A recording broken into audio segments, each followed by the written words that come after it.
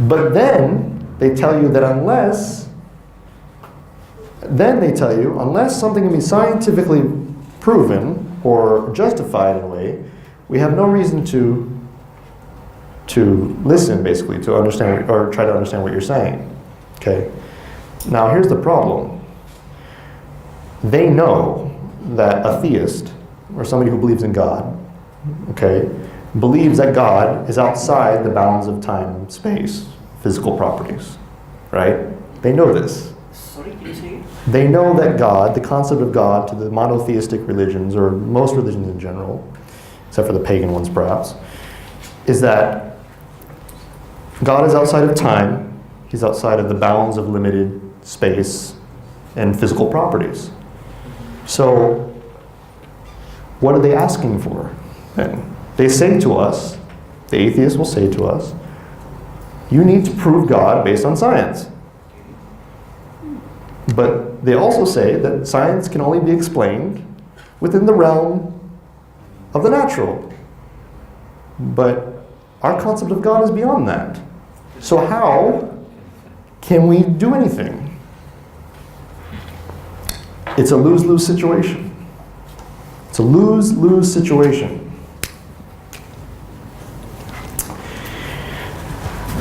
Until now, and this is where now I'm going to get a little bit more confident, I have developed an argument against George Smith. And nobody that I have met has been able to refute it yet. And I'm very happy to say that. You don't look happy. Can you smile when you say it? Okay, very nice. All right. And you're probably wondering, how does this post-grad nobody sitting or standing on stage here talking about these things? Is there down there? Oh, okay, sorry. Thank you. Know how to defeat these people after several years of their popularity. And one of the things I have to say is that it's called an unhealthy obsession with their ideas. But I think I have created a defeater. And I have yet to find one of the ulama or any other Islamic philosophers, or such as, I don't want to name names, so I won't name names, but I'm sure you know of some da'is who argue against atheism online, etc. I'm sure you know who they are. We're not going to mention who they are, okay? I know them personally. But they have not answered to this. So I spent 3 years desperately trying to figure out. I went to every philosophy book you could think of. Okay, I went and I studied from every different type of philosopher. I studied analytical philosophy, I studied existentialism, I studied continental philosophy at whole, I studied Heidegger to no degree, and Heidegger is almost impossible to understand. I studied everything I could get my hands on. And finally, I gave up. I gave up around the second year. Just gave up. Couldn't do it anymore. Let me finish my story real quick. A little bit. And then I became a Sufi. And then things changed. I stopped being a philosopher. I gave up philosophy and I started studying tasawwuf. And I started studying the ideas of Naqib al-Atas, Sayyid Naqib al-Atas, who you should know very well. He is one of your most foremost philosophers and Sufis within Malaysia. And as I studied from him, I started to develop some ideas of my own. And I started to combine his ideas with Thomas Kuhn's. And then I came up with the argument. And so I'm going to present it to you now. Premise 1, if meaning and explanation can only be derived from the natural world, then all conceptions of reality are derived from the natural world. Okay, very simple concept. All right. If meaning and explanation can only be derived from the natural world, then all conceptions of reality are derived from the natural world. So anything that we think is real is from the natural world. That's all it's saying. Okay, I'm just being very formal.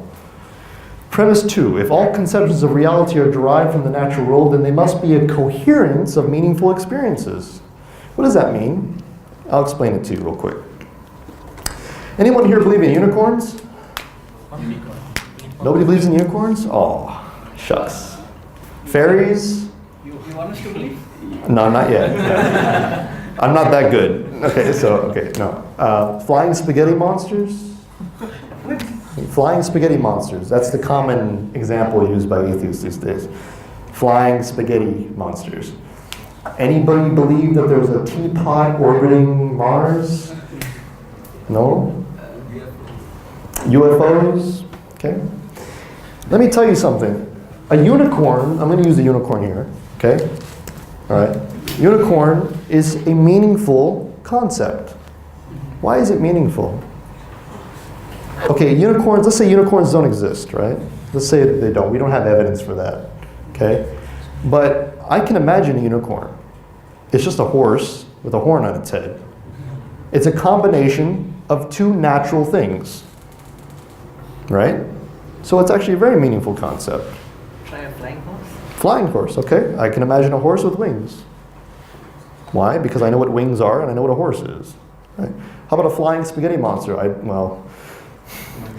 Spaghetti flying around, I don't know. But I understand what spaghetti is and I know what flying means. Okay, so I understand these things.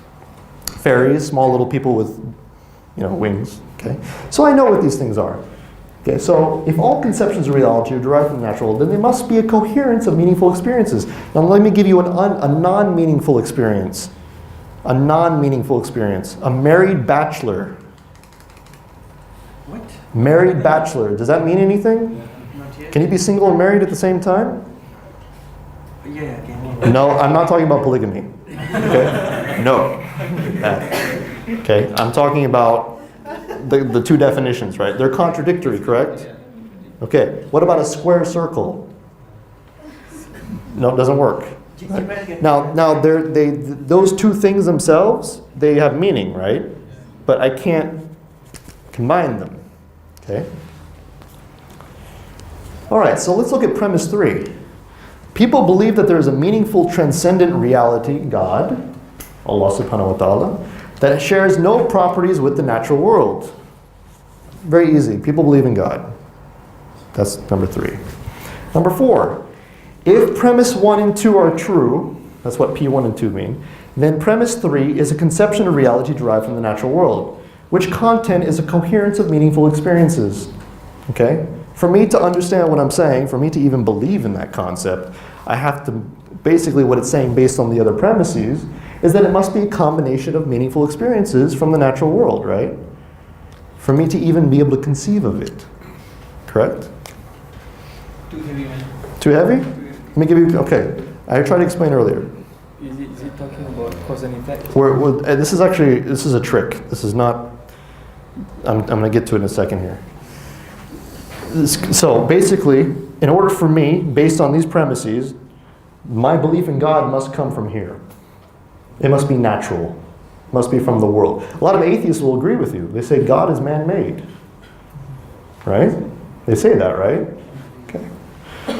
Number 5. What does number 5 say? No number of meaningful experiences can direct one to consider the possibility of something meaningful beyond said experiences. This is where this is where the argument gets effective. And this is what I'm going to say this is how I'm going to defend this. I'm going to give you a simple analogy. Okay? You're a fish in a fish tank. Okay? And you're swimming around your little borders, okay, in the water. Do you know that you're in a living room? Do you have any conception of living room? Do you have any clue that you're in somebody's house? Do you have any clue that you're living in the state of Selangor? Do you have any clue, as a little fish in the tank, that you're living in this little blue planet, in this small, and in this huge galaxy, made up of billions of other galaxies in this universe? Do you have any conception of that at all, as a fish in the fish tank? Let me give you another example. My sheikh makes this example. I love this one. He said he loves the ants in his house. I like them too, by the way. They're nice. So these ants, they always march in this linear pattern around the corner of the room. Okay? And they always do it because there's sugar at the bottom, because it's in the kitchen area. So they always grab these little bits of sugar that his wife drops whenever she's making something, right? And they just go back. He always wonders, he always finds it fascinating. He says, they're wasting so much energy. If they just would just look up, they go in the cupboard, there's all the sugar right there, right? But they said, but they don't understand, they can't. Their perception is limited, right? So they have no conception whatsoever of the possibility even of that being the case. Okay? There's no conception because their surroundings define or contextualize the way in which they interpret the world, right? So basically the argument is this. There are limited resources, therefore we can only make limited explanations because of those resources that we have. But number 6 says this, therefore P3 is not a conception derived from the natural world. No number of meaningful experiences from this world can direct one at all to conceive of the possibility of something beyond it. Something that is beyond merciful.